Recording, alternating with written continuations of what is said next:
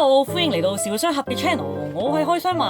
咁今日咧，我就係同個朋友一齊開呢個尋秦記嘅金大支啊！有個地方有貨啦，咁嗰陣時咧，我仲諗住咧，應該都仲有好多貨嘅，點我就買咗8盒到啦。咁點知咧，今日佢已經冇晒貨啦，周圍都揾唔到。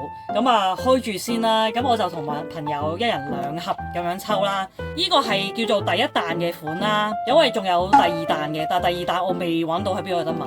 咁第一彈有邊個呢？有古天樂啦、孫軒啦、郭羨妮啦、滕麗明啦、項羽啦，跟住三哥啦、洪天明啦，同埋張繼聰嘅個角色我都 OK。就事不宜遲啊，抽第一盒先，1、2、3。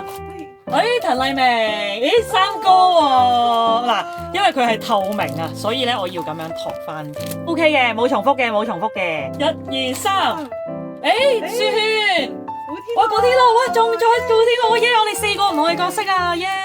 一對耶，唔錯唔錯，喂 OK 喎，我其實又買咗8盒，我都係隨機抽4盒出嚟抽 OK 喎，呢4個角色仲要係唔同嘅。